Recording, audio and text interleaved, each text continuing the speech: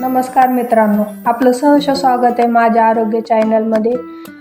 तर मित्रांनो, आज आपण बघणार आहोत, चर्चा करणार आहोत की ताप आल्यानंतर घरगुती उपाय काय केले पाहिजेत। तर एकदम साधे आणि सोपे घरगुती उपाय आहेत, ते तुम्ही नक्की करू शकतात आणि खूप म्हणजे एकदम सोपे उपाय आहेत की जेणेकरून तुम्ही लगेच करू शकतात।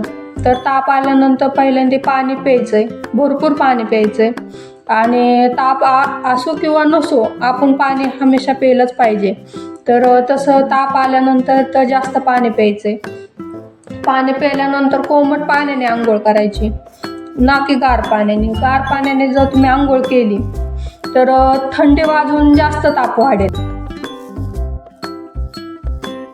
तुम्ही आलेचा किंवा पेपरमेंट चहा सुद्धा घेऊ शकतात। ताप आल्यानंतर तुम्ही परत अजून खूप काही गोष्टी आहेत जे तुम्ही ताप आल्यानंतर घेऊ शकतात, जसे की लवंग आणि तुळशीचे पानं।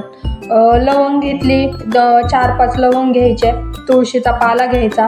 तुळशीचा पाला घेतल्यानंतर 1 ग्लास पाणी घ्यायचं। 1 ग्लास पाण्यामध्ये ते तुळशीचा पाला आणि लवंग चांगलं उकळून द्यायचं। उकळून दिल्यानंतर ते गाळायचं। गाळल्यानंतर ते पाणी प्यायचं। त्या ह्याने सुद्धा तुमची बॉडी थंड होऊ शकते, टेम्परेचर कमी होऊ शकते आणि ताप जास्त आल्यास किंवा गंभीर लक्षणे दिसल्यास तुम्ही डॉक्टरांशी लगेच सांगू शकता। जसे की तुम्ही 3 दिवस तुमचा ताप कंटिन्युअसली आहे की 3 दिवस तुमचा ताप कमी होत नाहीये, तुमची मान जड झालेली किंवा अंग भरपूर जास्त दुखतंय किंवा तुम्हाला श्वास घ्यायला त्रास होतोय, मळमळ होती, उलटी होती किंवा असं काय जर जास्त असेल तर तुम्ही डॉक्टरांना नक्की दाखवलं पाहिजे। जर तुम्ही